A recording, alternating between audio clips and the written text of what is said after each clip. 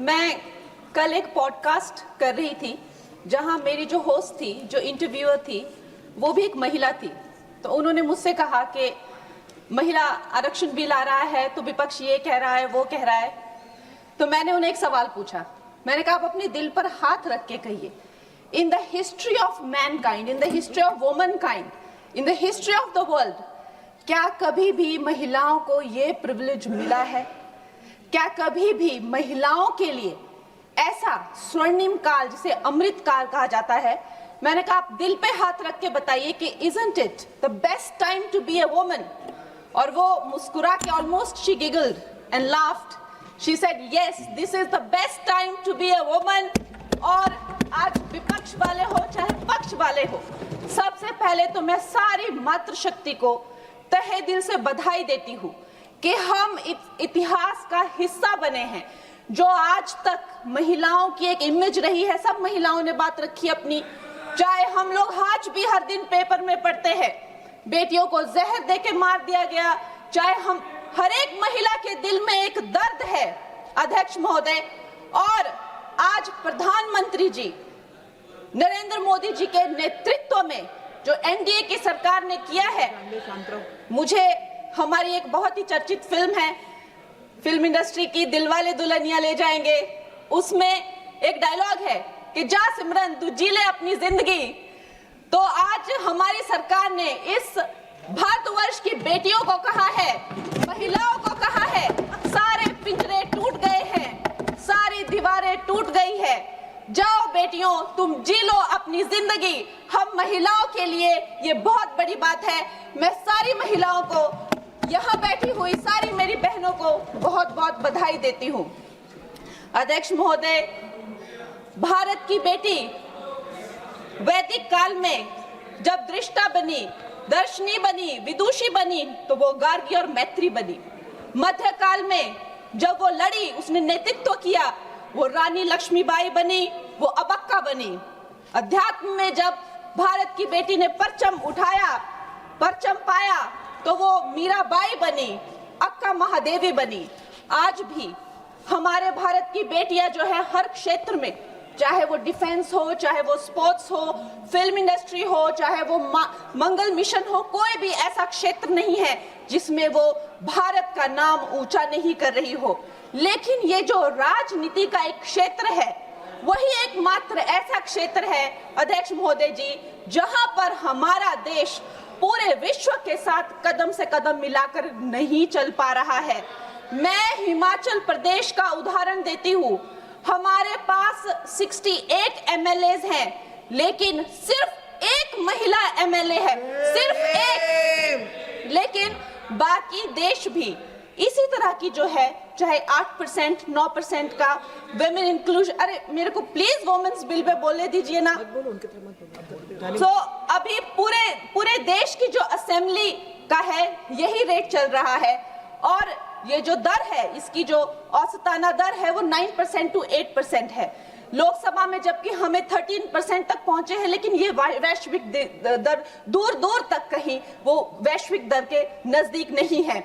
लेकिन आज जब ये महान उत्सव हमारी जिंदगियों में आया है, तो प्रधानमंत्री जी का एक शब्द मुझे याद आता है कि पेट में चूहे दौड़ना।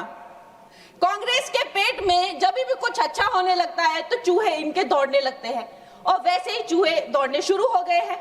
अभी प्रियंका गांधी जी कह रही है कि संविधान ही बदल देंगे, यहाँ पे जो है डेमोक्रेसी ही खत्म कर देंगे। कुछ भी करने को जाते हैं तो डेमोक्रेसी खत्म कर देंगे। आप थोड़ा भी अगर कॉमन सेंस यूज करें कि जो लोकप्रिय नेता है, जो डेमोक्रेटिकली इलेक्टेड नेता है प्रधानमंत्री जी, जिन्हें डेमोक्रेसी ने उनकी पार्टी को लाया है, वो उस डेमोक्रेसी को क्यों खत्म करेंगे? वो थोड़ा ना कोई इंदिरा गांधी जी की तरह उनसे कोई कुर्सी ले रहा है तो उनको कुर्सी पे हक जमा के रखना है, तो वो डेमोक्रेसी खत्म करनी ही पड़ेगी। ऐसी तो कोई स्थिति है ही नहीं। तो जैसे प्रधानमंत्री जी ने कहा कि अगर किसी के लिए डेमोक्रेसी वर्क करती है तो वो मेरे लिए ही सबसे ज्यादा वर्क करती है, तो इतना तो कॉमन सेंस होना चाहिए। जब देखो लोगों को बहलाना फुसलाना, जब देखो जो है वो झूठी बातें चलाना, और अब एक नई बात सीखी है, डिलिमिटेशन जो है। चलो वुमेन्स बिल, उनमें हिम्मत नहीं है बोलने की, डिलिमिटेशन में लफड़ा है, इसको हम लोग नहीं आने देंगे। अरे प्रियंका गांधी जी, जब लास्ट टाइम डिलिमिटेशन तो कोई बीजेपी का तो कोई प्रोसीजर है नहीं, एक ये संवैधानिक ये एक प्रोसीजर है, हर 11-11 साल में होता था। 51 में हुआ, 61 में हुआ, 71 में हुआ। 71 में जब हुई डिलिमिटेशन तो 61 करोड़ जो है वो भारतीय थे। उस टाइम पे जो 543 जो लगभग सीटें थी, आज भारतीयों की संख्या 140 हो गई है। क्या उनका समीकरण है? क्या उसमें से SC ST उनको उनका हक नहीं मिलेगा? SC ST में भी 1/3 हक महिलाओं, उनकी क्या संख्या है, उनकी क्या सीट आएगी? ये सारी कैलकुलेशन किस तरह से आप रिजर्वेशन देंगे? 140 करोड़ जो अब महिलाएं हैं तो they should not be accounted for. इस तरह की ये बहकी बातें कर रहे हैं। अभी मेरी बहुत अच्छी मित्र है यहाँ जून TMC के जो MP हैं, उन्होंने कहा कि 33% रिजर्वेशन क्यों दे रहे हो, 85% दे दो। अरे आप थोड़ा तो कॉमन सेंस यूज करिए। अगर आप जो है 33% दे रहे हैं, लेकिन जो बाकी सीट्स है उन किसी भी सीट पे वो ओपन सीट्स है, वो महिलाओं को लड़ना जो है उस पे कोई भी किसी तरह का बैन नहीं है। 14% हम ऑलरेडी पहुंच गए हैं। तो जून जी, मैं आपको ये कहना चाहूंगी कि लगभग 50% से ज्यादा महिलाओं का पार्टिसिपेशन होगा इस महिला बिल के बाद। तो अध्यक्ष महोदय जी, सोनिया गांधी जी कहती हैं कि इनको इतनी जल्दी क्यों है, ये महिला बिल इतना जल्दी में क्यों लाते हैं? तो आपकी तरह होना चाहिए था कि 30 साल जो है आपने इस बिल को लटका के। से अग्री करती हूँ कि प्रधानमंत्री जी जो है महिलाओं को न्याय दिलाने के लिए जल्दी में है, क्योंकि जो काम 60 साल में नहीं हुए वो उन्होंने 10 साल में ही करके दिखा दिए।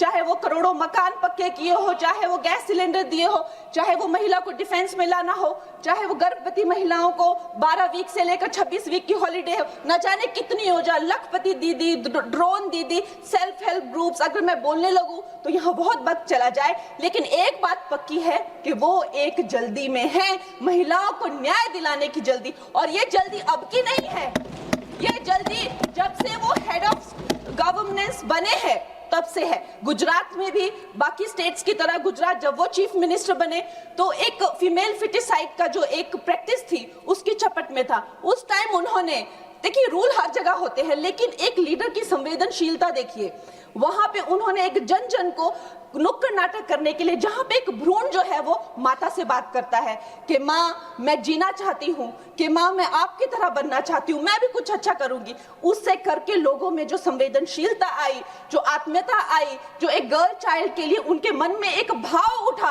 उसके करके आप देखिए इंडिपेंडेंट इंडिया की हिस्ट्री में 1000 मेल चाइल्ड पर पहली बार 1020 फीमेल चाइल्ड हुए हैं। ये प्रधानमंत्री जी की कमिटमेंट है फॉर गर्ल चाइल्ड। लेकिन इन लोगों को जो है इस बात का दुख होता है। अध्यक्ष महोदय जी, मैं आपसे ज्यादा अध्यक्ष महोदय जी, मैं ये बात आपके संज्ञान में लाना चाहती हूँ कि एक तरफ तो प्रधानमंत्री जी की नीति है और दूसरी तरफ जो है वो है कांग्रेस के लोग, विपक्ष के लोग आप कह लीजिए। MLA फूल सिंह जी ने इसी जनवरी में कहा कि अगर महिलाएं आकर्षक होंगी तो रेप तो होंगे ही। सोचिए, ये इनकी मानसिकता है। TMC के MP तपस पाल ने कहा, I will let loose my men to rape your women। ये इनकी मानसिकता है महिलाओं के लिए। मुलायम सिंह यादव जी ने कहा था, आज धर्मेंद्र यादव जी कह रहे थे ना कि हम फेमिनिस्ट हैं, उन्होंने कहा था कि अगर ये बिल आएगा तो सिर्फ जो अर्बन महिलाएं हैं वही पार्लियामेंट में आएगी और उसके करके जो है सीटियां और तालियां बजाने की जैसे जो है पुरुष काम करेंगे, उनको कौन संभालेगा? ऐसी इनकी मानसिकता है बेटियों के लिए। अध्यक्ष महोदय जी, जब मुझे टिकट 2024 में जब मुझे टिकट मिला था तो मेरा एक फोटो लगाकर उसके नीचे कांग्रेस के प्रवक्ता ने लिखा था कि मंडी में क्या भाव चल रहा है। इन्होंने, अध्यक्ष महोदय जी, मैं कलाकार हूं, मैंने रानी लक्ष्मीबाई जैसे स्वतंत्रता सेनानी से लेकर गैंगस्टर में एक भटकी हुई युवती से लेकर फैशन के ड्रग एडिक्ट से लेकर मैंने हर तरह का किरदार निभाया निभाया, रजो में एक सेक्स वर्कर से लेकर मैंने तलाईवी में एक लीडर की तरह हर किरदार निभाया है, जिसके लिए मुझे कई राष्ट्रीय सम्मान भी मिले हैं। ये एक कलाकार का धर्म होता है कि किसी भी कला में ढल जाना, लेकिन इन्होंने मेरी फिल्म के किरदार के फोटो यूज करके उसके प्रमोशन, जब मैं किसी उसके वो यूज करके नीचे लिखा कि मंडी की लड़कियों के क्या भाव है। अध्यक्ष महोदय जी ये भूल गए कि ये वो मंडी नहीं जो आपको फिल्मों में दिखाई थी, एक मंडी जो फ्लैश मार्केट को लेकर एक फिल्म बनी थी मंडी, लेकिन ये भूल गए ये वो मंडी है जहां मांडव ऋषि ने तपस्या की थी। मांडव ऋषि के नाम पर मंडी का नाम पड़ा है अध्यक्ष महोदय, और उसे छोटी काशी भी कहा जाता है। ये कांग्रेस की जो नीच सोच है उसको मंडी के लोगों ने, मंडी की बहन बेटियों ने जो है तब तमाचा मारा जब इसके रिजल्ट आए और दिखाया कि ये भारत की भूमि है, यहाँ बेटियों का अपमान करना जो है किसी पाप से भी बढ़कर है। अध्यक्ष महोदय जी, एक तरफ तो इनकी नीति है और दूसरी तरफ प्रधानमंत्री जी, जब अभी आपने देखा कि नेशनल क्रिएटर अवार्ड्स में वो जेनजी को जब पूरी तरह से संबोधित कर रहे थे तो उन्होंने जो है जब वो जेनजी को संबोधित कर रहे थे तो उन्होंने जो है आधुनिक फैशन में जो है पैरेलल ड्रॉ किया, जो मिनी स्कर्ट्स होते हैं, जो ब्लॉक हील्स होते हैं, जो लेडीज के पर्सेस, एक्सेसरीज होती है, जो कोणार्क टेम्पल में जो स्कल्पचर बने हैं, और उन्हें जो है हमारे कल्चरल हेरिटेज का एम्बेसडर बनाया। और प्रधानमंत्री जी, इससे उनकी जो कल्चरल रूटेड जो प्रोग्रेसिवनेस है वो नजर आती है। आज भारत की बेटी ये मानती है कि प्रधानमंत्री जी से बड़ा कोई भी फेमिनिस्ट नहीं है। He is the only flag bearer of feminism।